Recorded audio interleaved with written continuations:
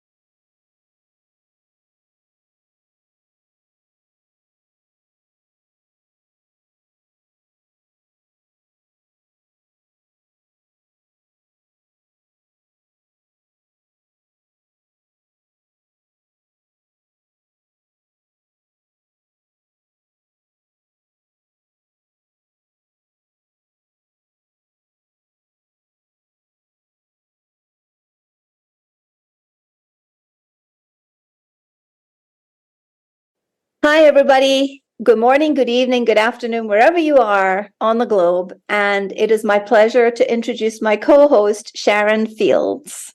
Thank you, Doreen. Today we have with us Jane Garee. She is a global sales strategist, a trainer, a speaker, and an author who is revolutionizing the way travel-obsessed, service-based online business owners work and live, so they can embrace their spirit of adventure and combine everything they love to do with every place they want to go. That's wonderful. Welcome, Jane. Thank you so much. I'm so excited to be here. So tell us where you're located today. Well, today I'm actually working out of my home base, which is Cincinnati, Ohio. So I am at home today. Great, great. Well, I'm going to get us started today.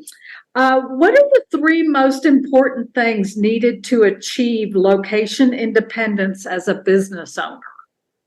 Yes, this is one of my favorite questions and favorite topics to discuss because there are quite a number of things that you need to really be able to have a successful travel business lifestyle. So to provide some context, one of the things that people tend to believe is, well, how hard can it be? I'm going to go travel and I'm going to go take my laptop, and that's all you really need to have. Can't you just figure it out from there? And kind of, sort of, yes, there is some truth to that. But if we're really talking about living a nomadic lifestyle or being truly location independent and having a thriving business, there are three things you're really going to want to need to pay attention to. So number one, the first is the money. If your business isn't making consistent money and you're not worried about how that money is actually coming in or how you're generating revenue, then that right there you can see is an obvious problem. It's going to be challenging to travel the way that you want to travel if you don't have the surplus to be able to afford that. You don't need a ton of it. So one of the misconceptions is, or misperceptions rather, is that you need a bunch of extra money to be able to travel. That's not entirely true, but you do need some surplus. So the first thing that's really important about having a travel business lifestyle is you have to have the money to be able to do it. The second thing is you really need to know how to manage your business obligations with your travel opportunities. There's an integration piece into this that makes it both fun and successful. And so this is where the tangle of, well, I'll just take my laptop and it'll all work out, can get people into a little bit of a pickle sometimes. So you really need to know how to manage the whole process. Do you have a system? Do you have strategies in place? And are you really able to seamlessly integrate your business obligations with your travel opportunities? And then the third piece is, I don't really enjoy using the word mindset to some extent because it's such a big topic. It can pull up a lot of things for a lot of people, but it is a little bit of a mindset shift, because what you want to do to have a joyful and easeful travel experience, again, with the integration of your business, is you have to learn how to master living like a traveler rather than a tourist. And that is not just something you want to apply to a travel business lifestyle. That's actually a life skill. And that would open up a whole box of a whole bunch of new things. But those three things: you have to be able to have the money, you need to be able to manage everything, and you need to master living like a traveler, not a tourist. Right. And I agree with all of that, because I started a nomadic life about 11 years ago, living out of a suitcase and carrying my laptop, and my phone. And I was going to, make some money and travel and slow travel, and it was all going to be great. And then the realities hit. But yeah, it is a mindset, a mind shift. And you kind of work through the challenges and you realize what works for you, what you enjoy, and you embrace what you can. Yeah, it's true. And I've been doing this for decades, and I know some of the things that I know now I really wish I would have known back then, because I thought the same thing. I'm really dating myself here, but there were no laptops 30 years ago. But it was, well, how hard can it be? I'll take my books, I'll take my pens, and I'll figure the whole thing out. And you can, and you will, which is what I did. But I realized over the course of the past couple decades, there's so much more to it than that. And so really helping people get a shortcut in place so they don't have to learn everything the hard way. There are some experiences you're going to experience on the road, or you're going to have on the road, and they're going to be challenging, and you just have to go through those so you understand what it means for you personally.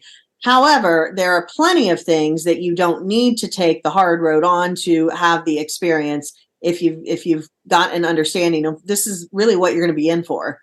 And that's what you do. You help them. And I understand you help women over 50, which is terrific, because we need all the help we can get in this new technology and new world. Doreen, do you want to add anything to that? I would just like to know a little bit more about what is the life skill? You talked about the business obligations and travel opportunities, and how they need to be a good fit. And we talk about a good fit lifestyles. And this is a little bit out of our skill set sometimes, because you are not talking about digital nomading here. We're talking about people who have a business that want to have a greater sense of freedom. I'm guessing you want to have a greater sense of fluidity and flexibility, and go where you want when you want. So tell me a little bit about the life skills that are required to marry these two principles together, the opportunities and the obligations. Yes. So so again, to provide a little bit of context, we all know what happened in 2020, and coming out of that now into 2023, going into 2024, we are currently at 37.5 million people who are working and living in a location independent lifestyle. You can say it's nomadic, but again, there's an anchor of two things. Number one, they're not couch surfing. They have a primary residence, if you will. Not necessarily a home that they own, but they have a primary residence. And they're still in their working years, most of them by choice, because most of them are, again, over 50. But there's a love and a dedication and an attachment to, I'm not ready to just hang it all up and go do whatever it is that you do when you're no longer working. So these are people that are still feeling very much the calling of the work that they're doing. The percentage, the amount of people that are now discovering and continue to discover that you can work and live from anywhere in the world, and it's you don't have to be in your 20s with a backpack. That is what has been a very interesting segment of the population, and it continues to grow. So the concept of needing to be able to seamlessly integrate your business obligations with your travel opportunities becomes paramount, because if you don't have the ability to integrate those two things, here's what happens. You either go, woo, I'm out having all this fun and this is amazing. And then there's a realization moment where you go, okay, and I'm actually a business owner in my business now. What am I going to do? I didn't pay enough attention to it. I've been having so much fun. I kind of neglected the business. On the flip side, I've seen people go, I am here. I am in this beautiful location. I've rented an apartment for 3 months. And I'm going to be very certain that I'm staying on top of my business. And they get to the end of that 3-month period and they realize, I didn't really see as much as I thought I would. And I'm disappointed. I made a time commitment and a financial commitment to be here for 3 months so I could immerse myself and live like a local. And basically what I've done is immerse myself in front of my computer and live locally by calling the food in or going out every once in a while. So the best is when you're really able to have the flexibility and you become very fluid in that true integration. So there are business obligations and you have to stay on top of those. Your clients are expecting things. Your bank account is expecting things. You have a business that you're running. And you want to make sure that you're also enjoying your travel opportunities. Otherwise, you really may have stayed at home. So it's the integration that really creates the travel business lifestyle. That's what the essence is when I say combine everything you love to do with every place that you want to go. That's what that statement is. Yeah, I'm laughing because this morning on our pickleball court, we have a lot of what I would call snowbirds here. Well, they're people who come year after year after year, and they maybe come here for 3 months.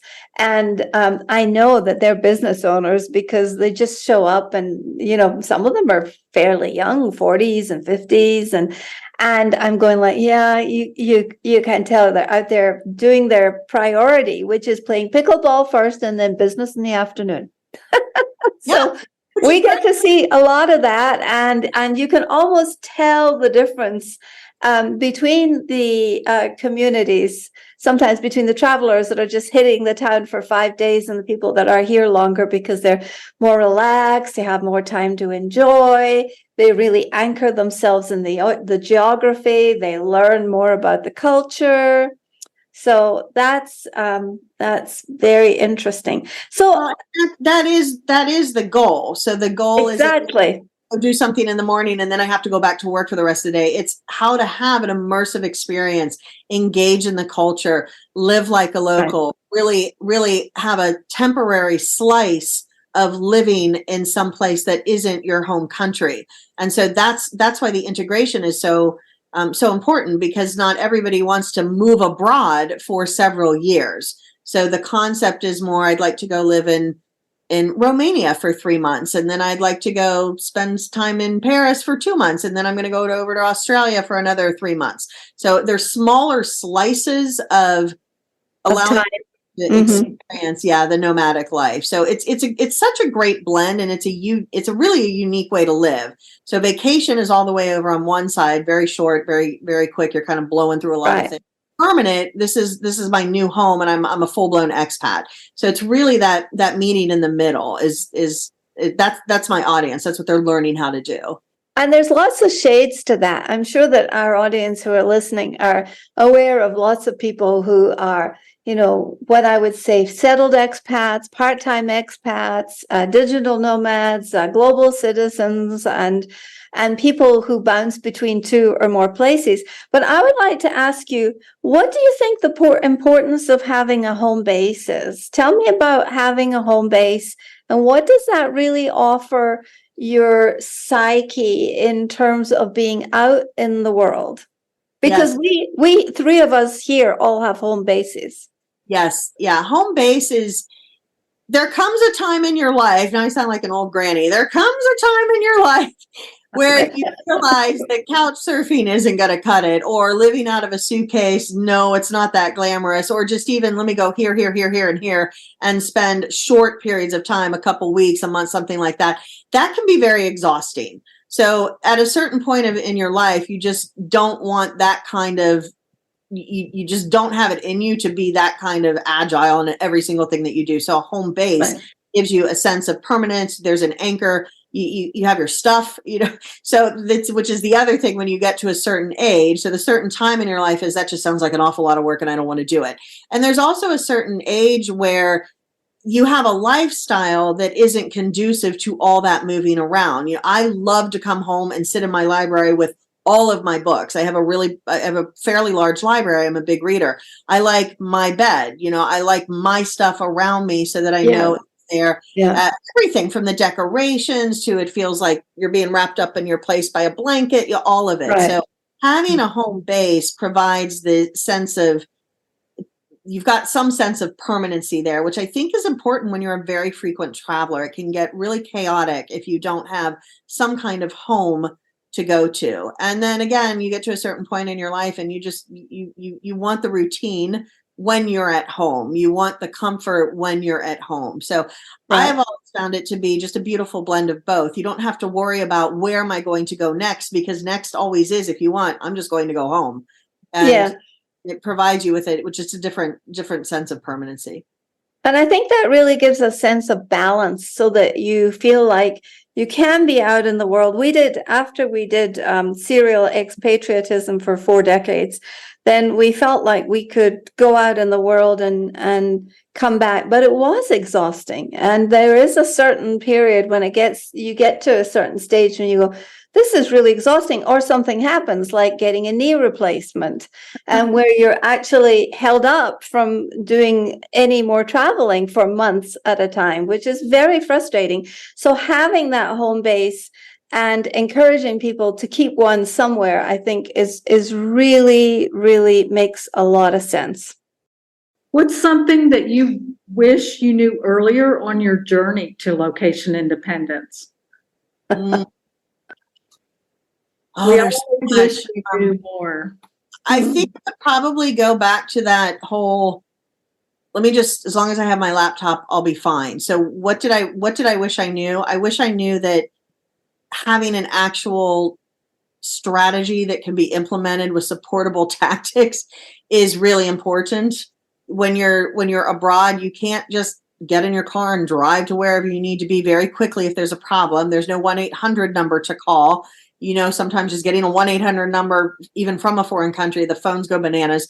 If things go wrong, if you get homesick, all of it, that being able to keep a routine is an important part when you're a frequent traveler. So in the context of what I do when I'm working with my clients, I always talk about, you have to know what your business needs, but you have to know what you need. And a lot of people overlook that. So are you a morning person? Are you a night person? Do you need a lot of socialization? Do you need a lot of alone time? Do you prefer to work in the morning, work in the afternoon? Do you, you know, all of that. People don't really think about that because that's a vacation mentality is I'm going with the flow and it's all going to be good. And that's exactly what you need if you're on a vacation.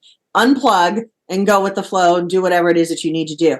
But again, when you're talking about living abroad or just living out of your home office, it doesn't have to be out of the country, and you're simultaneously running a business that you need to get in a different headspace. So having a plan, having a strategy, and being very clear on what does my business need, because that is actually different than what I need. I would have known the difference between those two things when I first started. Oh, that's great. That's terrific. To follow up on this bit about having a strategy, I'm just real curious, since we have moved to Mexico and this is now our new home base from where we travel. One of the things that happens in Mexico is that if you die in this country, you have to be buried within 24 hours, much like the Middle East, where we came from. And interestingly enough, those two cultures are very similar, very different, but very similar. What do you recommend to people how do you recommend they think about what if something catastrophic comes up? Do you talk about healthcare with them? Do you talk about policies? Do you talk about emergency evacuation back home? Do you talk about medevac stuff? How do you think people should be thinking about that if they're considering taking their business into location independence land? Mm-hmm. Yeah, great question. So I do a broad overview of it where you absolutely get travel insurance. So you need to look at health insurance. You need to look at in the event of and think along those lines so you have some kind of plan. Now, at that point, I'll usually refer them out because I don't go into the nitty gritty details of here's how you would evacuate a country in the event that you needed to very quickly. They're all different. You can't, because every country is different. Every embassy is different. And even if one country has one policy, their consulates handle it differently. Right. So number one, look into the country in which you are wanting to stay for a significant amount of time. What are their rules and regulations? What are their expectations? Do some research, because you also don't want to land someplace and go, I have an apartment for 3 months and I've been here for 72 hours and this is never going to work because I got to get out of here. So really understanding the country where you're going to visit. Are you going to fit in socially? Are you going to fit in culturally? And what do you need to do to make sure that you're doing your part as the foreigner to honor the traditions and the cultures of wherever it is that you are? I also recommend people learn at least please, thank you, good morning, good evening, where is the bathroom, where is the whatever in the local language, because there's a big difference between I will not speak your language and I'm sorry, I don't know how to speak your language. So I'm a language freak. I love learning languages. So I started taking French when I was 13, and I learned very quickly that when you attempt to speak the host country's language, they're very forgiving. They don't expect you to be bilingual, trilingual, whatever lingual, but just an effort. They quickly understand. Thank you. Thank you for trying. And I understand you're not fluent in it and I am fluent in your language. So let's converse that way. So a big recommendation I always make is learn some basics of the language so that they know that you're trying. It's just that you're incapable, which is not I'm refusing and I'm unwilling. So that would be one. Another one is just understanding simple things with your technology. So if your laptop goes down, what are you going to do? I always travel with a laptop and an iPad because I've had this happen. One of them will tend to go down. It's usually the laptop. One of them will go down and I don't have to break stride. I just roll on over to the iPad. So bring the appropriate gear so that you can run your business, which then would lead into the next part, which is, well, how do you keep that all safe? So traveling with some gear, you need to have some serious packing skills, because you also don't want to go for 3 months with a fleet of luggage. So understanding what it is that you really need to take, what you really can live without, and you need to live at home. And then what kind of financial protection are you going to have that in the event something goes awry and your stuff goes away? Right. So those would be my top recommendations of what you need to think about if you're going to travel long term. Yeah, excellent. And how do you introduce people to a sense of belonging? How do you recommend that they find their tribe? when they arrive in a place? Do you recommend that they do preparation prior to their departure? Of course, there's lots more research we can do now. Before we went to Saudi Arabia, we didn't have internet, and so we got a post report and you got an orientation, and that was it. But how would you recommend people think about their sense of belonging? Yeah, I love this question because this to me is, we've got two categories going on here with how do you create your own sense of belonging. Look at the facts and then look at the feelings. So the facts are, do all your research. Do you know how to dress appropriately? Do you know how to engage appropriately? Are you going to be able to honor, to the best of your knowledge, the cultures and the custom of your new host country? So those are the facts. You want to make sure that you have some basic understanding of what all of that is. I mean, mistakes are always going to be made, but again, it's different than an egregious fault, something you could have figured out if you'd done a little bit of research, to just the nuances of, oops, I didn't know that was really that appropriate in this country. So the facts are everything that you can find on the internet through research. That's just going to allow you to be prepared. You start a new job. I need to know so that I have the best chance of being successful in this job. Those are the facts. Feelings, and this is, I love dipping into this anytime I'm traveling. The feelings are, what is the history of this country? Why are these people the way that they are? So you can research and you'll get some wonderful facts about their history and their cultural endeavors, and you can get plenty of the facts. But what I love to do when I'm traveling to any new foreign country is I love to read fiction about that country. Oh, that's a good idea. I really love reading historical romance novels. Right. They're just fun to me, but they really give you an interesting insight. Not accurate, but it's good. It's good enough to get a cultural context. Yeah. Not that any author, if you just read one author and it was a historical romance for America, you'd go, well, this is America. But it gives you a context. And naturally, what I also find pops up when you're a traveler is you tend to be curious by nature anyway.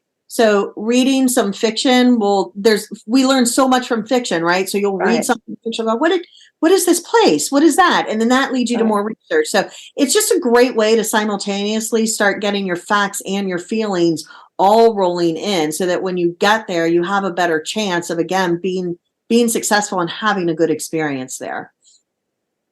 Very good.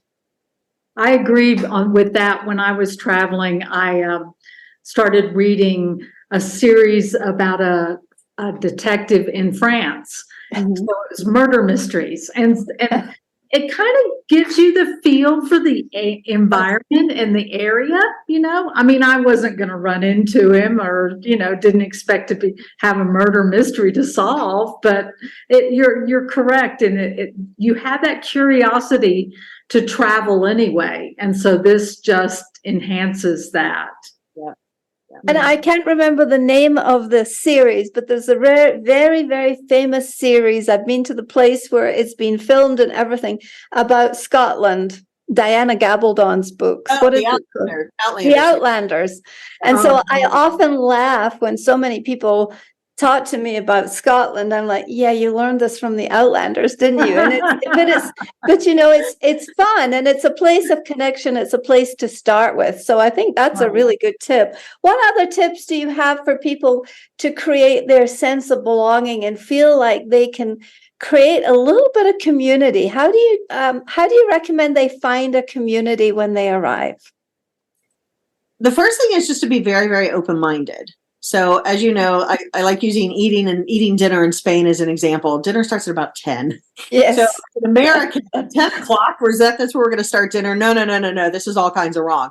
Well, you've really got two choices. You can embrace that they eat dinner at 10 o'clock at night and join the party, or you can eat dinner at your standard 6 p.m., which tends to be American time, and eat by yourself, which is what's going to happen. So the first thing is you have to have an open mind and get into the rhythm of your host country. That's the easiest way to really start meeting people, because otherwise you're just going to naturally isolate. If you adhere to the schedule you keep while you are at home, that may in fact be the most isolating thing that you can do. So definitely open mind and get into the rhythm of your host country.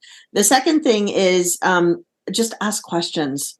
Most people are really, now as Americans, as an American, we tend to have the people perceive us as being very nosy and kind of intrusive because we're open and we ask questions.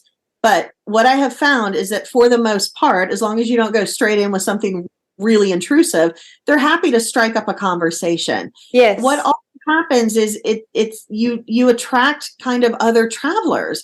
And so other travelers are also experiencing the same thing. There's a potential for isolation, a potential for loneliness. So people are more than happy to engage with you in a conversation because the likelihood is they are looking for the same thing. So be open and then just engage in conversations and ask polite and appropriate questions. But that's usually just the easiest way to start the beginnings of building relationships. Yeah, I think that's a really good one because pace and rhythm is cultural. And we come from a different culture, and cultural is invisible. It's not something you can like tell by a person's skin what their culture is. It's very, very different. And so I think that's really good advice.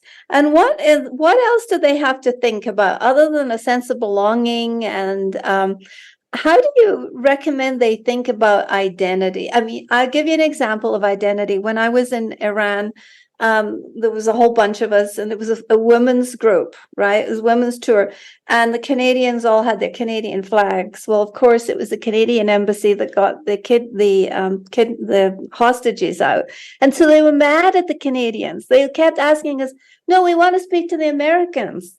And sometimes we wear things or we say things that give away our nationality or our backgrounds. And how do you recommend that people navigate all those oops? I mean, I think they're going to happen anyway.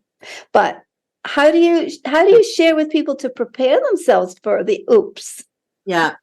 I love this topic, and as we live in a more challenging globalist society, it becomes important to talk about these kind of things. So how do you establish and hang on to your sense of identity when you're traveling? The first thing is your identity is that you're a human. You're a human being having a human experience. You're just geographically in different places at different times. Yeah. So I always love to start there. When I was 20, I was studying in Paris, and I went down, we had spring break, and I went down to Italy by myself, and I got on a train, and I was young. I didn't really know that much what I was doing. And I also didn't have a lot of money at 20. So I got onto this train. It was an overnight train, 12 hours down to Rome. And so I was in one of those, they slip the seats out and everybody can lie down kind of thing. And I thought, okay, this is a little uncomfortable. I'm a single woman in my 20s. Well, I was with this lovely family from Brazil, but there were 6 of us. And you're with these people for 12 hours. And I will never forget this. I was just observing them for 12 hours. They spoke very little English. I speak no Portuguese. And there was one man, and he spoke enough where we could kind of have a little bit of a conversation. So there was very little actually being said. But what I noticed was they got hungry. They got thirsty. The moms had a couple of kids. She was asking her husband, clearly, even though I didn't speak Portuguese, to go get a sandwich for the baby and milk for the baby. When it was time to go to bed, she put her bed out and she curled herself around the baby to keep the baby protected. There were some knocks on the doors in the middle of the night. The men sprang up to see what was happening. And I thought, this is fascinating. We can't even really communicate with each other, but we are communicating just because we're human beings who have the same experience. We all want shelter and water and to take care of our loved ones and to be free to do whatever it is that we want to do. We have some basic human needs because it's just the way that we're wired. So when you respect that in yourself and you respect that in other people and you realize we have a commonality, regardless of anything else, the commonality is that we are human beings having human experiences. So that is the first and foremost identity. If you lead in with that, then it becomes much easier to not have some oops because you're thinking more of I'm more like you than I am not like you. So that's the first thing. The second thing is, I don't think anybody should ever have to apologize for the nationality or the country where they were born or the cultures or the customs that they practice, provided it doesn't hurt other people. So I've had some really interesting conversations where the other person was clearly not a fan of Americans. And I've had some really great conversations with people who absolutely love Americans. So yeah, you need to hang on to your identity and be proud of it and know that, and we see this more and more now, a certain group of people doesn't represent who you are. And to be okay with that, and to know some people are going to lump you into a category and they're not going to like you because you're a category. And some people are going to realize that you are an individual who just happens by accident of birth to be in a particular category, and they will actually welcome the opportunity to have a conversation with you. One of the things that I love most about traveling is that it's that traveler's mindset, which is, I see you as a human, I recognize you as a human, and some of the things in your category have been confusing to me at times. I would love to get your insight on it. And I love that it breaks down those barriers. And I love that it really changes your perception of who people are, which sometimes is just in your mind because of the place they come from. So how do you maintain your identity? Number one, you're a human first. That's your identity. Number two, by circumstance of birth, you've got some geography attachment there, which means that you've got some cultures and some customs and a way of thinking that are going to be different from the other parts of the world. But if you respect the human identity first, you really don't run into that much trouble. There will be oops, but again, what I found is the oops are they're laughing with you, not at you. You don't, and never take it personally. That's the only thing I would add to that. And I think that the idea of the identity, a sense of belonging, and having a pace and rhythm. Do you recommend that people find a cultural mentor when they arrive somewhere, especially if they're going to be there for like 3 months? And how would they do that? That is a great question. I have never done that. Actually, I've just done my own research, and I also tend to make friends pretty quickly. So I find that I will latch on to somebody who's happy to have me latch on to them, and then they become my cultural mentor. And those are really rewarding experiences. They'll also push you out of your comfort zone, which I tend to like too, as most travelers do. We're going to do weird things and eat weird food and go to strange places, and I love all of that. Yeah, that's great. Like you would really be fun to travel with, Jane. I've heard that. I like to think so, but I definitely have my moments where I am unpleasant. Oh, we all do. We all do. Well, that goes back to knowing what you need. I seem to have no filter, not with my mouth. I'm actually fairly decent with that. But I have no filter. I go from I'm fine to I'm exhausted and I have to go to bed right now. And I'm fine. I feel right now, or people's heads are going to come off, kind of thing. So I never knew that about myself until I was traveling with people.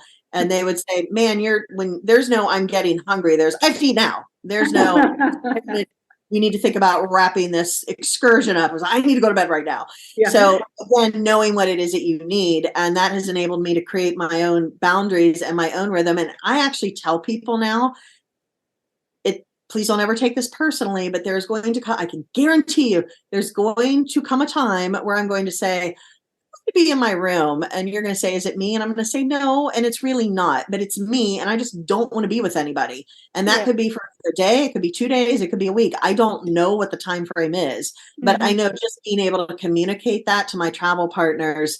Now it's not like, what is wrong with her? There's nothing wrong with me. It's, guys, I'm tapped out. I'm just tapped out. I need to go sit in my room by myself or walk around town by myself, but please don't include me in anything. I love you. It is not you. It is me. And I've hit my point. And so knowing what you need and being very, very clear on that also enables you to communicate that so other people don't misinterpret what's going on with you and they don't take it personally. Yes. And that's a very good point. Last week, I was actually on a bus trip, on a bus tour. First time I've been on a bus tour in a long time. And I noticed that, we were all in our community at some points, but then there were other points when we were all like, need to go breathe, need to go, walk, need to go process the energy, need to go sleep. And it can hit you just like that, especially if you're out in the heat and your brain, you're listening to a guide and you're absorbing. And so I think that self-care is really important when you're on the road. It's important to understand that the sensory and the neuroscience that is going on inside your brain is everything's going to be tuned up. I mean, it's like you're taking a knob and listening to a volume. It's like the volume of the taste, the smell, the sounds, the sights is so turned up that sometimes we forget that we actually need to take more time to have that TLC and that personal space. Yeah, it's sensory overload. And it is one of the things that I love about staying for longer periods of time is there's not I've got it. I was traveling recently with some really, really great friends, and they were on vacation, and I was there for 3 months. And it was get up every day. We're meeting for breakfast. We're going to here and we're going to there. And then we're going to get back at night from 10 o'clock. And I went, so I met them for breakfast one day, and I went like one step above wearing my pajamas down to the common breakfast room. And I said, I don't know what you all are doing today, but I know what I'm doing. I'm staying in bed with my books and maybe some Netflix going on to my computer. I know that sounds horrible because we're in this beautiful place, but I'm at my point. I can't take it anymore. And I did. And then you're not enjoying being in that beautiful place. So what's the point? Yeah. Yes, I think this is all about self-awareness. So that kind of leads us back to the third thing that you were talking about right at the beginning, which was the mindset. And just in closing, it's been great to reconnect to you again and to hear your voice and to see the enthusiasm with which and the skill with which you can assist people who are moving in that direction and in that trajectory. But can you just talk a little bit in closing about the mindset that you think that it's important, and how do you support that mindset? Because mindset changes, right? Every thought changes it. So it's probably been at least 10 years at this point, if not longer. I really don't know when this thought originally hit me, but I was in the middle of something that was very irritating that I had no control over. That I don't remember, but it was whatever. The plane wasn't able to leave, or the restaurant was shutting down, whatever the situation was. And what I do remember is going, oh, okay. Well, at home, especially back then, before I had this realization, I was not an okay kind of person. What do you mean? What are you, so I'm not a chew people out. I will kind of take it in, but that when things don't go as I have them planned in my head, used to, it would be very upsetting to me. And I noticed in that moment, I thought, why is this okay? This wouldn't be okay at home. And it was literally okay. And then I really started to pay attention to it. And I noticed that every time something didn't happen the way I thought it should, when I was traveling, it was, oh, okay. Or it might be, well, this kind of stinks. I was really looking forward to that. Well, what are we going to do instead? And I thought, man, I'm the best version of myself when I travel, because I am not like this at home. I can really get bent out of shape about stuff. And after that, then it became, when it became the realization, then it was already natural, but then I was able to apply it when situations were more escalated than something, missing a plane or the plane not being able to take off can be a very minor situation in the big scope of everything. So the mindset of a traveler is somebody who says, oh, okay, this isn't what I thought it was going to be. This isn't the plan I had in my head. These were not my expectations, but okay, I'm going to figure out a workaround. I'll go do something different. I'll regroup and I'll come back. I'm going to make the best of this situation, and I'm really not going to spend any more time worrying about it. So let's just go do whatever it is we need to do now. A tourist says, I can't believe this is happening. This is unacceptable. Why is this not meeting my expectations? And I've seen people have absolute meltdowns that will ruin their mood and everybody else's for the rest of the day over the restaurant being out of the soup that they ordered, or they wanted a double bed and it was a single bed. And it's just the energy that comes off of them is so negative and so overpowering. So it makes you uncomfortable within yourself because you're just going to spend all this time being angry, and it makes you a terrible travel partner. Yeah. Travel with you if you're always up in arms because things aren't happening the way you thought they should. Exactly. That's the essence of adaptability. Yes, it's adaptability, living like a traveler rather than a tourist. A traveler says, okay. A tourist says, this isn't like it was supposed to be. Right. Thank you so much, Jane, for joining us today. All those words of wisdom. It's amazing. And where can people find you? How Yes. can we find you? How can our listeners seek you out and study with you and learn the adaptability factors and about the sense of belonging, the pace, the rhythm, and everything else that we covered today? Yeah, so you can catch me at wanderthe7.com. It's wander, WANDER, and then the number 7. So wanderthe7.com.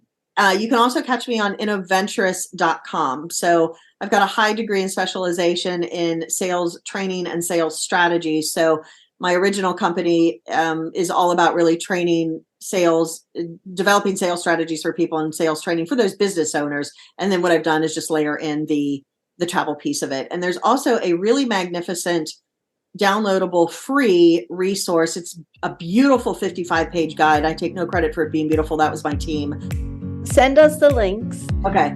And, well, for our listening audience, please check the show notes and the social media that we put out with and for Jane Garee. And we hope that you will follow and listen and study with her, and that you will continue to hang out with us and follow, listen, and share Nomadic Diaries. Last words, Sharon? I just want to thank Jane for revealing some secrets, and that's what we like to do here at Nomadic Diaries. Thank you again, Jane. Hope many safe travels to you. Thank you. You too.